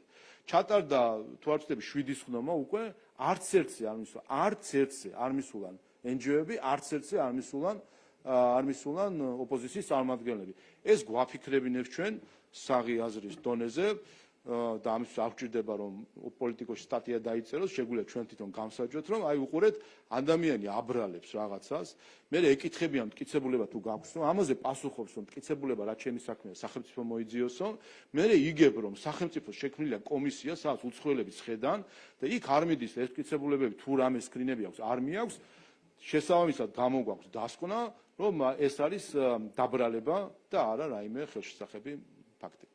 ბატონო შალვა, ტელეკომპანია ფორმულა სალომე ლაბაძე. მე მინდა გკითხოთ CESCO-სთან დაკავშირებულ ცვლილებაზე, ანუ იმაზე, რომ სტრატეგიული ობიექტების ჩამონათვალში შეიყვანა არჩევნებამდე 3 დღით ადრე მთავრობამ CESCO. რატომ მოხდა ეს არჩევნებამდე 3 დღით ადრე? რამე მყისიერ ინფორმაციას დაეყრდენით თუ აი რასთან გვაქვს საქმე? აი, საყურადღებოა ეს ამბავი და გვინდა რომ გამხრი ვინმე რამეს აპირებს თუ? აი თქვენ და გვაინტერესებს ვინმე რამეს აპირებს თუ რატომ თუ არა არაფერს არ აპირებს, რა პრობლემა არის, უყურეთ. თუ ეს პრობლემა ეს არის ჩემი შეკითხვა. არა, რა საჭიროა ეგ კითხვა. ახლა მკითხვას სვავთ და გუშინ რამდენიმე მედია მას თქვა, ახლა ყურადღება მიაქციეთ. აქ რა თქმა უნდა უკვე წარმოიშობა საპასუხო კითხვა, რომ საერთოდ რატო არის ეს პრობლემა. თუ კი არაფერს არ აპირებს, არც თავდასხმას CESCO-ზე, არც ბლოკირებას CESCO-ში, რა მნიშვნელობა ხა არის თუ არ არის. და თუ კი ვიღაც და როგორც ჩანს, ვიღაცა რაღაცებს აპირებს, რადგან ჩვენ არაერთხელ ვთქვით, რომ მზადება არის 27 ოქტომბრისთვის და ახლა ამის საფრთხეს ხედავთ. სიამოვნეში ეს არის მთავარი პრობლემა, რომ ესეც არის ფროიდისეული წამოწდენა თქვენი მხრიდან და თქვენი ტელევიზიის პატრონები იქნებიან ოპოზიცია თუ NGO-ები, წამოწდნენ იმის, რაც სინამდვილეში ჩანაფიქრები იყო, რომ პარლამენტზე, CESCO-ზე თუ სხვა ასეთი შენობებზე მიტანილიყო შტურმი, რაც ჩვენ ნახეთ, ხო? ეხლა 2020-ში თქვენ არ ნახეთ, ან 21-ში არ ნახეთ. თქვენ თვალით არ უყურებდით ხობეები რო გაგანგრიეს. ბატონო შალვა, თუ 2020-ის და 21-ის მოვლენებს ეყრდნობით და ამაზე დაყრდნობით იღებთ ამ გადაწყვეტილებას, რატომ იღებთ გადაწყვეტილებას არჩევნებამდე 3 დღით ადრე და არა მანამდე? არა, უყურეთ, ეს არის ბრძანებულება, რომელშიც ხაწერილი არის სტრატეგიული ობიექტები, რა თქმა უნდა, მნიშვნელოვანი რო იყოს, რა თქმა უნდა, მნიშვნელოვანი არის, რომ ამ ხრივ იყოს სამართლებრივი ბაზა გამართული. კიდევ ერთხელ, თუ არავინ არაფერს არ აპირებს, საერთოდ რატომ ამახვილებს ნებო ყურადღებას და თუ კი ვინმე რამეს აპირებს, ძალიან კარგი იცოდნენ, რომ რა თქმა უნდა, ასეთი თავდასხმა არ შეიძლება. რაც სხვათა შორის აქამდეც ასე იყო. სტრატეგიული ობიექტი პარლამენტი და CESCO ყოველთვის იყო. ეს ბრძანებაში ახლა გაწერილია ჩამონათვალის სახით, თორე ჩვენ სტრატეგიულ ობიექტთან დაკავშირებით სისხლის სამართლის შემადგენლობა არის და რა თქმა უნდა პარლამენტი და სხვა ასეთი შენობები ისედაც იგულისხმება სტრატეგიულ ობიექტებს. ანუ იმის თქმა, რომ თქვენ გაქვთ რაღაც ინფორმაცია, რაღაც ახალი ინფორმაცია, რამაც მიგაღებინათ ეს გადაწყვეტილება, სწორია ასე ვიფიქროთ? არა, ამ ხრივ არა, გარდა იმისა, რომ ჩვენ ისედაც ვამბობთ ჩვენი დაკვირვებით, რომ ოპოზიცია და NGO-ები ემზადებიან იმისთვის, რომ არ აღიარონ არჩევნები და მოაწყონ არეულობა. ერთიც უნდა გითხრათ, თქვენ წეღან თქვით, რომ ამ დრომდე არ მიუმართავთ სტრასბურგისთვის რუსული კანონის მოწინააღმდეგეებს, მაგრამ ცნობილია ამის შესახებ. ჯერ კიდევ 17 ოქტომბერს გაგზავნეს სარჩელი. 17 ოქტომბერს ჩაატარეს ბრიფინგი. და გითხრეს, რომ გაგზავნეს სარჩელი. გადავამოწმე, აი თქვენ როცა საუბრობდით ამის შესახებ, გადავამოწმე შესაბამის პირებთან და მითხრეს, რომ სარჩელი უკვე გაგზავნილია. არ არის ჯერ კომუნიკაცია. არა, მაშინ წარმოადგინონ შეუძლიათ რეგისტრაციის ნომერი ან ასე შემდეგ ექნებათ, ხომ წარმოადგინონ, გავერკვიოთ, ეხა იქნება გზაშია და სადმე დაიკარგა. რატომ ამბობ ამას, რომ შესაძლოა სარჩელი შედის და რეგისტრირდება, რა თქმა უნდა ეს მიეწოდება შემდეგ იუსტიციის სამინისტროს და სახელმწიფოსთან კომუნიკაცია ხდება. აქამდე ამ დრომდე არ მოხდა ეს კომუნიკაცია, გავიდა უკვე რა, 10 დღე გავიდა, 10 დღე გავიდა, არ ვიცი ფეხით თუ შეიძლება ეხა ფეხით მიაქვს ვიღაცა და ჯერ არ ჩასულა იქ, მაგრამ ამიტომ მოიძიეთ კარგად და მათაც ამის მარტივად შეუძლიათ ამაზე პასუხი, ხა მე და მარტივია პასუხი უკვე გეუბნებიან რომ გავაგზავნოთ. არა, ნუ ეს თქვენ 17-ით და გავაგზავნეთ, შეიძლება კიდევ ერთხელ ფეხით გაატანეს ვიღაცა და ჯერ არ ჩასულა.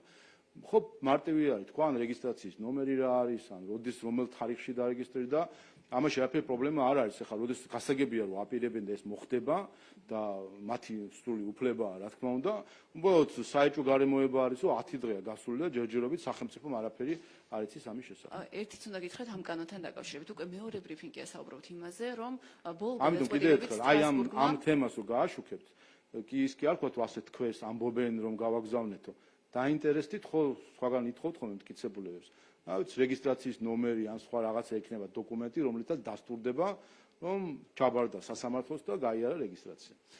თქვენ უკვე მეორე ბრიფინგია საუბრობთ სტრასბურგის გადაწყვეტილებაზე, რუსეთში მოქმედი აგენტების კანონის შესახებ და ამბობთ, რომ ბოლო გადაწყვეტილებაში სტრასბურგმა მხოლოდ კონკრეტული პუნქტები გააკრიტიკა. პუნქტები, რომლებიც არ გვხვდება თქვენს მიერ მომზადებულ კანონში. თუმცა ამავე გადაწყვეტილებით სტრასბურგმა ძალაში დატოვა მისი წინა გადაწყვეტილება, რომელშიც პრინციპების დონეზე აკრიტიკებდა რუსეთში მოქმედ კანონს და აცხადებდა მას შეუსაბამოდ ევროპულ სამართალთან. და თქვენ ეს ალბათ იცით. ვიცით კი არა, და თუ იცით, მაშინ რატო ამბობთ, რომ იმიტომ მხოლოდ ეს პუნქტებია გაკრიტიკებული? იმიტომ რომ ამან კიდევ უფრო გააძლიერა წინა გადაწყვეტილება, ეკოდეფენსის ეგრეთ წოდებული გადაწყვეტილება, ის გადაწყვეტილება ადასტურებდა, რომ ქართული კანონს არაფერი საერთო არ ქონდა რუსულ კანონთან. ამ გადაწყვეტილებამ კიდევ უფრო მეტად დაადასტურა, კიდევ უფრო ჩაშალა. იქ ზოგადი რო იყო, კიდევ უფრო ჩაშალა და კიდევ ერთხელ დაადასტურა, არაფერი საერთო არ აქვს. ეკოდეფენსის გადაწყვეტილებას თუ ასაც თქვენ გულისხმობთ, ამაზე ქონდა ზუსტად საუბარი პარლამენტის წარმომადგენლებს საკონსტიტუციო სასამართლოში. ნახეთ ვიდეოებიც იქნება და ჩანაწერებიც, ზუსტად იმ გადაწყვეტილებაზე დაყრდნობით, ასე პუნქტებით და კრიტერიუმებით ჩვენმა წარმომადგენლებმა, აპარატის თანამშრომლებმა, რომლებაც გააცამტორეს ჩვენი ნაქები NGO სექტორი თავისი პოლიტიკოსებით, პუნქტობრივად გაიარეს თუ რატომ ზუსტად იმ გადაწყვეტილების საფუძველზე გამომდინარე, რატომ არ არის ქართული კანონი რაიმე შეხებაში რუსულ კანონთან. ეს იქვე და საკონსტიტუციო სასამართლოში და ხმავე რა მოიღო, ვერც NGO-ებმა და ვერც იმ პოლიტიკოსებმა საკონსტიტუციო სასამართლოში მხარეები იყვნენ, ხმავე რა მოიღეს ამასთან დაკავშირებით. ამ გადაწყვეტილებამ კიდევ უფრო მეტად დაადასტურა, კიდევ მეტი კრიტერიუმი ჩამოთვალა და ახლა უკვე მეორეჯერ თქვა, რომ სინამდვილეში რაც დასკვნა რაც არის, რომ ქართულ კანონს არაფერი საერთო არ აქვს რუსულ კანონთან. ასე რომ ამითი მე ისი თქმა მინდა, იცით რომ ამითი დასამარდა, ერთი რომ გამოვლინდა თუ რამხელა მავნე ყალბ ნარატივების გავრცელებასთან ქონდა საქმე, რომელიც უცხოეთიდან მოდიოდა. ეს არის მთავარი პრობლემა. თქვენ გაიხსენეთ, თქვენ არ ვიცი გახსოვთ თუ არა, პირველი ვინ თქვა რუსული ინსპირაციის თუ სტილის კანონი და რუსული კანონი. გაიხსენეთ, ნახეთ არქივებში და გაგიკვირდებათ, როგორ დაიწყო ეს ნარატივი საქართველოს წინააღმდეგ. ერთსაც გითხავთ, რადგან აჯამებთ თქვენი მონიტორინგის შედეგებს. არც ერთხელ, როცა თქვენ ბრიფინგებს მართავდით ხოლმე, არ მოგვისმენია იმ დარღვევებზე, რომლებსაც შესაძლოა ადგილი ჰქონდეს ოპოზიციის წინააღმდეგ. ანუ დარღვევებზე, რომელსაც ჩადიან ქართული ოცნების წარმომადგენლები, მისი აქტივისტები და რომლებზეც მიუთითებენ ხოლმე ოპოზიციური პარტიები ან არასამთავრობო ორგანიზაციები. და მე მინდა გკითხოთ, თქვენ უბრალოდ ვერ ხედავთ საერთოდ დარღვევებს ასეც თუ უბრალოდ არ ხვდება თქვენს ანგარიშებში და აქცენტი გაქვთ უბრალოდ იმ დარღვევებზე, რომლებიც ფიქრობთ, რომ თქვენი მისამართით არის ჩადენილი. ერთი დარღვევა მაინც ოპოზიციის მისამართით ქართულ ოცნებას ამ პერიოდში არ შეუნიშნავს. თუნდაც ერთი. ჩვენ ვაკეთებთ პარტიულ მონიტორინგს და რა თქმა უნდა, ეს არის კეთილსინდისიერი მონიტორინგი, რომ ჩვენ ვამბობთ, რომ ის რაც სახელმწიფოს ან ქართული ოცნების წინააღმდეგ, როგორც სუბიექტის წინააღმდეგ არის დარღვევები, ჩვენ ამას ვამონიტორინგებთ. ამ ხრივ ჩვენ კეთილსინდისიერად ვიქცევთ. არაკეთილსინდისიერად იქცევიან საია, გამჭვირვალობა, ისვედი, რომელიც ამბობენ, რომ ჩვენ იცით რა, ყველაფერს ვაკვირდებით და სინამდვილეში თვალს ხუჭავენ, როდესაც ეს დარღვევები არის მათი პოლიტიკური მოკავშირეებისგან. ამიტომ კი, რა თქმა უნდა, ჩვენი მონიტორინგი შეეხება ჩვენს წინააღმდეგ, როგორც პარტიის და სახელმწიფოს წინააღმდეგ, ვინაიდან ჩვენ ხელისუფლებაში მყოფი პოლიტიკური ძალა ვართ, სახელმწიფოს წინააღმდეგ მიმართულ დარღვევებს. რაც შეეხება დარღვევებს, რომელიც არ ვიცი, ოპოზიციური პარტიების წინააღმდეგ შეიძლება იყოს, ან შეეხებოდეს, რომ სახელმწიფო რაღაცას არღვევს, მაგალითად, ან ჩვენი პარტიის წინააღმდეგ. ამაზე, როდესაც დიდი თემები არის, პასუხობთ. ახლაც ქონდა საუბარი, მაგალითად, პირადობის მოწმობებთან დაკავშირებით, ყალბ ცრუ ბრალდებებთან, რომელიც ვრცელდება და რა ვიცი, სხვა შემთხვევაში თუ კითხვები არის ხოლმე, ამას ყოველთვის პასუხობ, თუ კი რაიმე შენიშვნა არის, თუმცა რა თქმა უნდა, შეიძლება გაიხსენოთ შემთხვევები, როცა დაეთანხმეთ ოპოზიციური პარტიების შენიშვნებს და ჩათვალეთ, რომ კი ნამდვილად გამოვლინდა პრობლემები. თქვენ უყურეთ, გარდა ამ საჯარო ბრიფინგებისა, მიდის ასევე მე მქონდა ასევე ამ დღეებში ბრიფინგი საარჩევნო კომისიებში არსებულ საჩივრებთან დაკავშირებით, რომელიც სხვადასხვა რამეს ეხება, ხან კომისიის წევრებს ეხება, ხან პარტიებს ეხება. იქ არის საკითხები, რომელზეც თქვათ დარღვევა იყო დადგენილი, საკითხები სადაც არ იყო დარღვევა დადგენილი, ასე რომ ხა ესე არის, რა თქმა უნდა, ამ ხელა პროცესში ვართ ჩართული.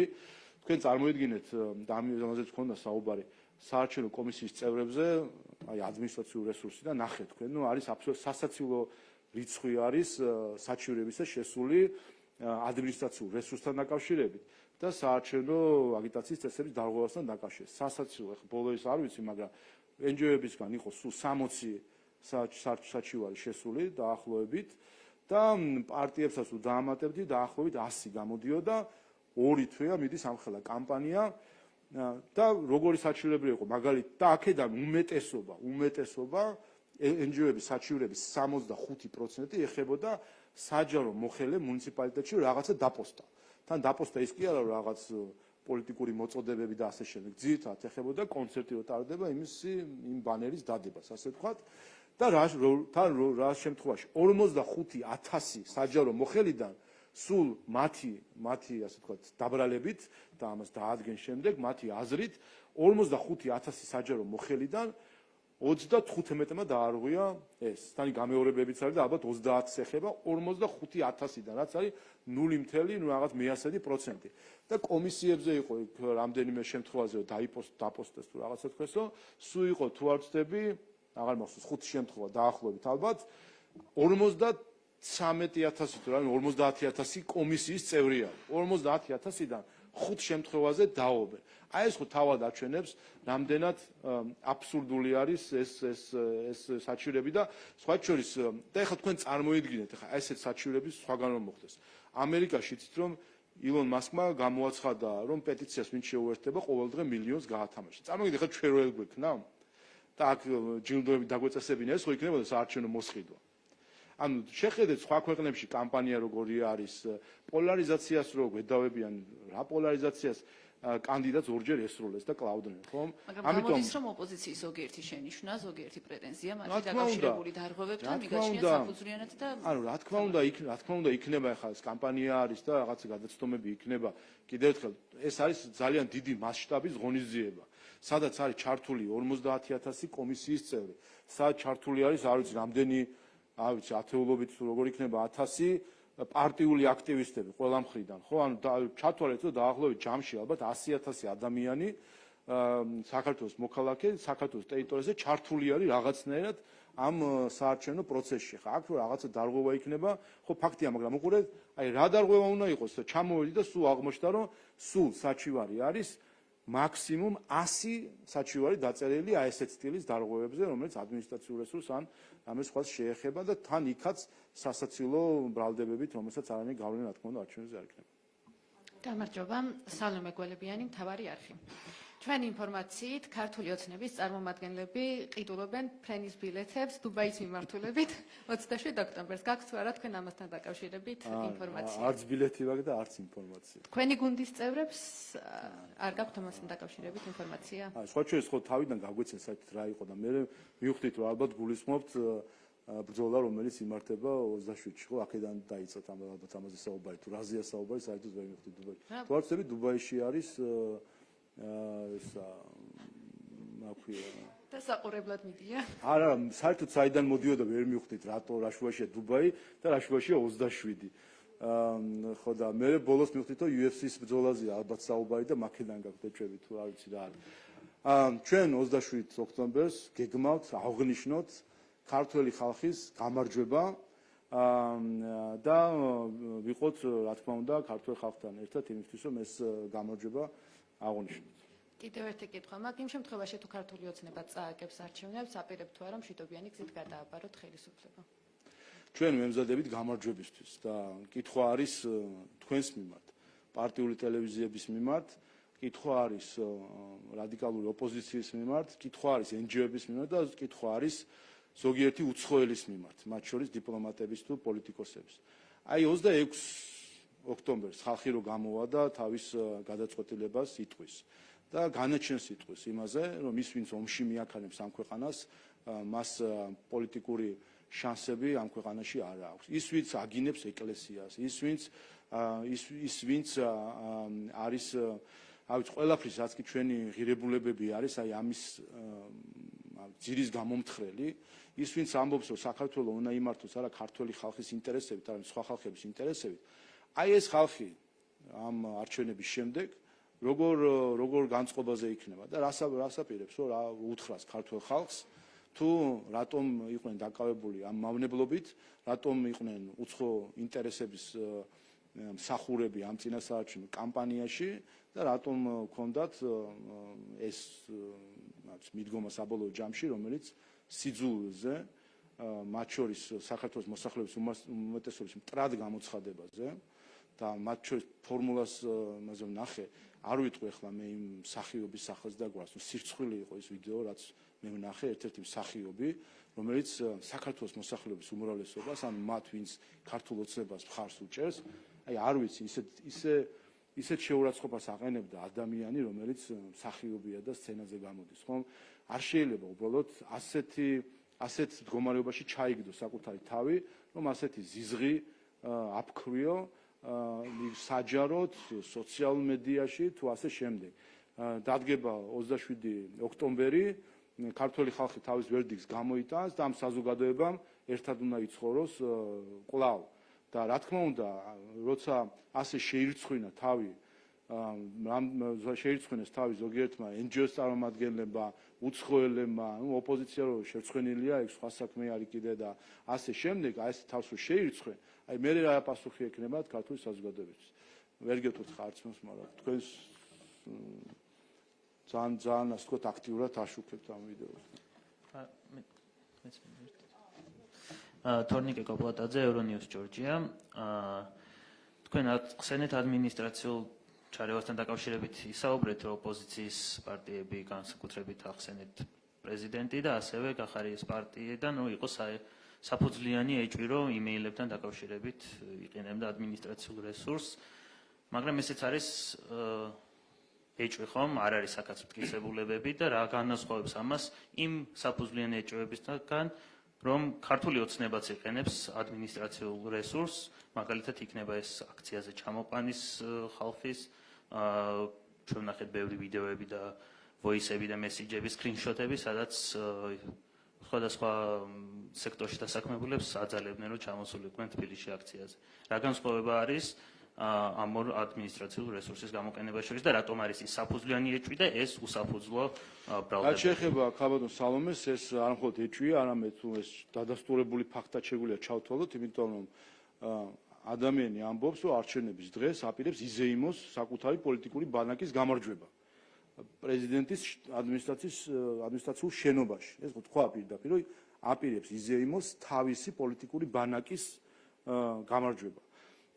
გამარჯვებას იზეიმებს თუ დამარცხების წუხრის ვახშამი ექნება, ეს სხვა საკითხია, თუმცა ეს ხო თქვა პირდაპირ. ეს არის პირდაპირ აღიარებით ჩვენება, რომ ეს არის ადმინისტრაციული რესურსის გამოყენება. თქვენ წარმოგიდგენთ, მე რო ვთქვა, რომ პარლამენტის შენობაში ვიზეიმებთ ქართული ოცნების გამარჯვებას, მოვაწყობთ იქ ალაფუშეს და ასე შემდეგ. ხა ამაზე ხო წარმოგიდგენთ, რა პანიკა დაემართებოდათ NGO-ებს. აი ხო წარმოგიდგენთ.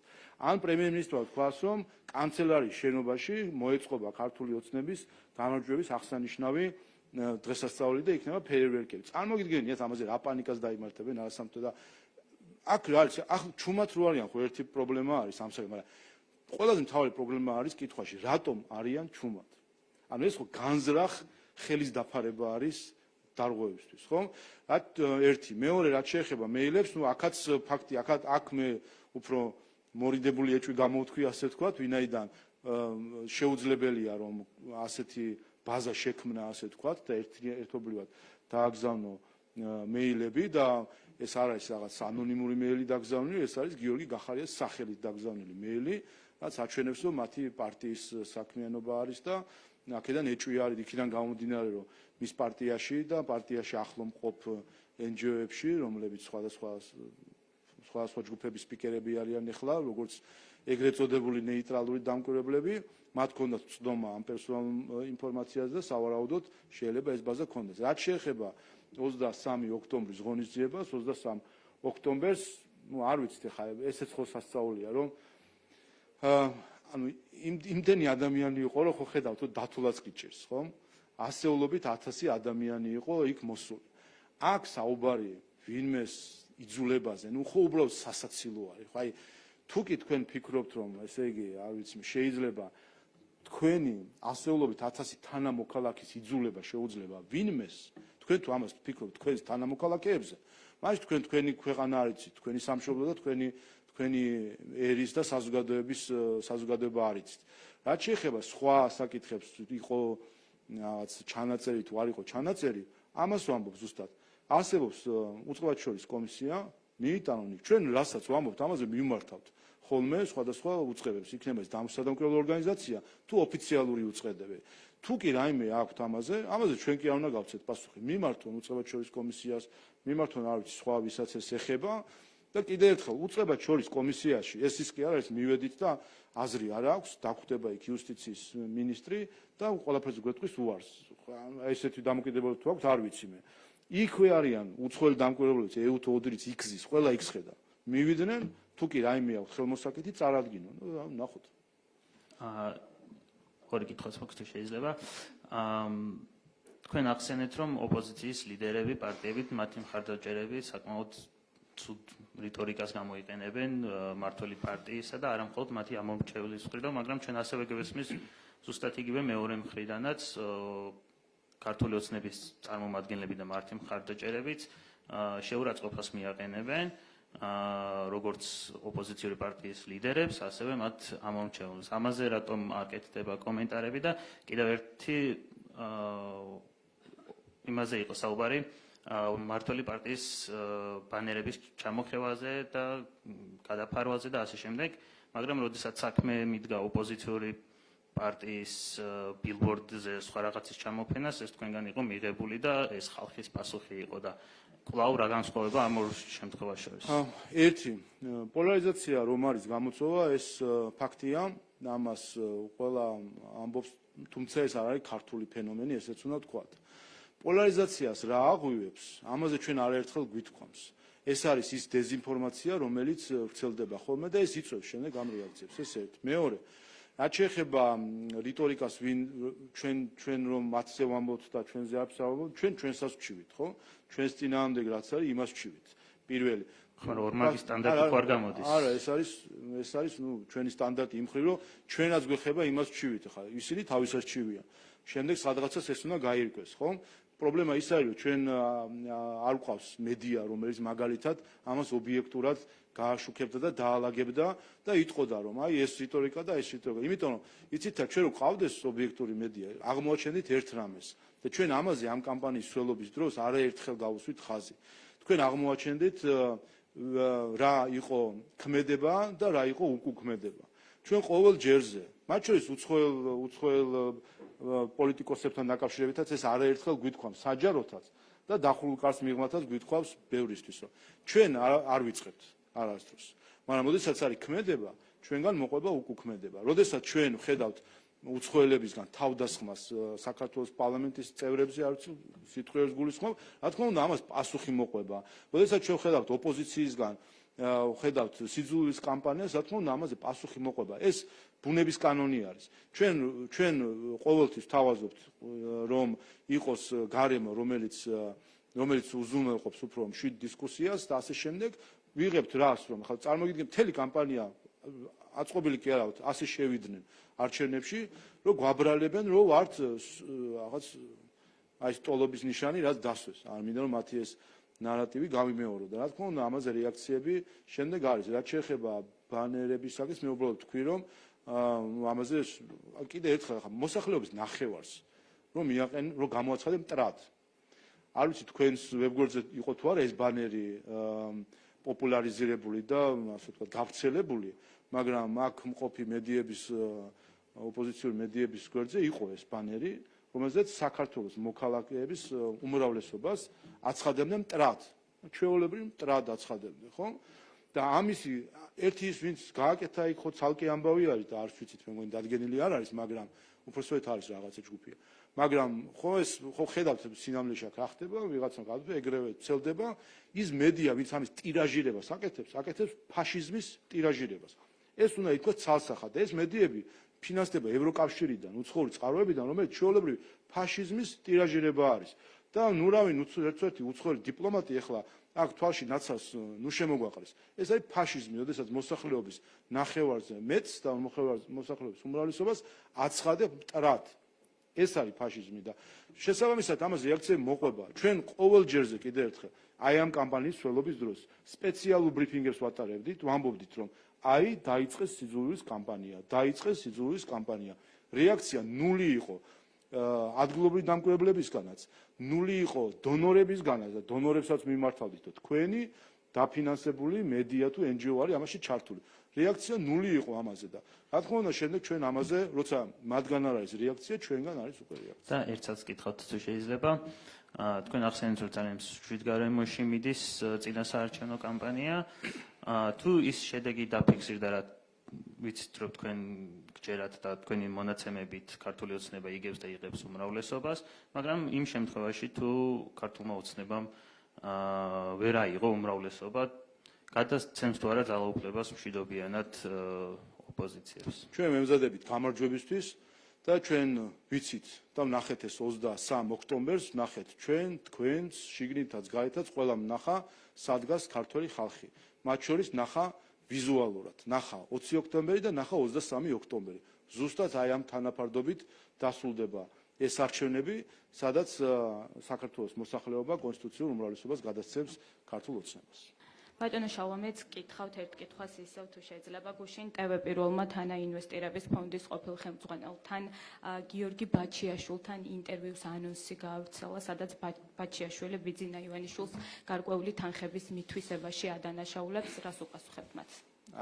აი ამაზე მეტი სირცხვილი რა შეიძლება იყოს, რომ არ ვიცი ხა ეს ადამიანი ბაჩიაშვილი, ანუ ადამიანი რომელიც ბიძინა ივანიშვილს თავისთან მიიყვანა, ის რო დაადანაშაულებს ბიძინა ივანიშვილის თანხების მითვისებაში და თქვენ იცით ხომ მის მიმართ რაც არის სადაო. რასაც ქვია, რა ვიცი მე, უბრალოდ ეს რა ისე თქვა მინდა, იცით რომ ეს მისი ქცევა ზოგადად არა თუ არ ვიცი ხა კანონის ფარგლებში რაღაც დაარღვია და დანაშაული ჩაიდინა, არ ჩაიდინა მიდის ვარცხები პროცესი, მაგრამ ეს ხომ ადამიანურ ზღვარცდება. ეს ხო სინამდვილეში ადასტურებს და TV პირველში იქნება, ხომ? TV პირველი აი მამუკა ხაზარაძის ტელევიზია, ხომ? ეს ხომ ადასტურებს, ეს არის იდეოლოგია. აი ეს სხვათა შორის 650,000 კიდევ ჩასარიცხი აქვს ბატონ მამუკა ხაზარაძეს საქართველოს ბიუჯეტში, ასე რომ იქნებ შეახსენოთ ესეც რომ ფული არის გადასახდელი ბიუჯეტში. მაგრამ აი ეს არის ეს იდეოლოგია, გამიგეთ? ეს არის სინამდვილეში, ეს უბრალოდ ადამიანური სისუსტეები კი არ არის, რომ ვიღაცას უნდა რომ ხაზარაძეს უნდა რომ 1.5 მილიარდი ბიუჯეტიდან წაიღოს და ანაკლის პროექტი, რომელიც ადამიანმა ჩაშალა საკუთარი სიხარების გამო, რომ უნდა და მქონოდა ბიზნესი, რომელიც მარტო მოგებაზე მუშაობს და არა ბიზნესი მოგებაზე, ჩვენ ხარჯზე, თითოეულ თქვენგან, მათ შორის საკუთარი ტელევიზიის თანამშრომლების ხარჯზე ქონოდა გარანტირებული მომგებიანი ბიზნესი ანაკლის სპორტის სახით და ჩაშალა ამის გამო, რომ თავისი სიხარების გამო ჩაშალა ეს პროექტი და შემდეგ ბიუჯეტიდან ითხოვდა 1.5 მილიარდს. ამის გამო წავედი პოლიტიკაში, რომ დამჩაგრესო, არბიტრაჟმა უთხრა, საერთოდ თაღლითი ხარ, იმიტომ რომ არ დაუჩაგრი ხარო და იქით გაქვს 650,000 გადასახდელი ბიუჯეტშია და დღემდე რატო არ იხდის? აი რატო არ იხდის, ამა? რას ელოდება? რატო არ იხდის? ხო დაადგინა სასამართლო გადასახდელი აქვს, ხო? რა მილიონებს ხარჯავს საარჩევნო კამპანიაში, დაპირებებში, ბიუჯეტში, ხალხს უნდა დაუბრუნოს 650,000 და რაც შეეხება ბატონ ბაჩიაშვილს, აი იგივე სპექტაკლიდან არის მისი საქციელიც, რომელიც სინამდვილეში არის არა ადამიანის სისტემა, არა ეს არის იდეოლოგია, რომელიც ადამიანურ ზღვარს წრის, რომელსაც უმადურობისკენ მიყავს ადამიანი და უბრალოდ სასაცილოა ხა რომ ხა ეს ადამიანი ბიძინა ივანიშვილს აბრალებდეს რაღაცას, სასაცილოა საერთოდ. ბატონშავა, უკაცრავად აი ამ კითხვას დავამატებ, თუ შეიძლება. მთავარი მიზანი რა არის? თქვენი პოზიცია გასაგებია, თუმცა აი რა მიზანი აქვს ახლა? აი ამაზე საუბარს, თუ ამ შემთხვევის შესახებ მას ინფორმაცია ქონდა, რატომ მიზანი არის ერთი. ყველაფერთან დაკავშირებით და აი ახლა რა მიზანი აქვს და როგორ ფიქრობთ ახლა აი ამ პროცესის განვითარებას? მიზანი აქვს ერთი, რომ მამუკა ხაზარაძეს როგორც TV პირველის მფლობელს ერთ-ერთი თემა რაც თავში უტრიალებს არის ფული. და ამიტომ აი ამ თემების გარშემო ტრიალებს და ეხლა ბაჩიაშვილთან ეთყობა ამ ხრივ არის ასე ვთქვათ აქვს სულიერი კავშირი, ასე ვთქვათ. ამიტომ კიდევ ერთხელ რა უნდა ვილაპარაკოთ, კიდევ სხვა ერთ-ერთი ბიზნესმენი იყო ბოლო პერიოდში პოპულარული რესპონდენტი TV პირველის და სხვების, რომელიც საერთოდ რაღაც სასწაულ ამბებს ყვებოდა.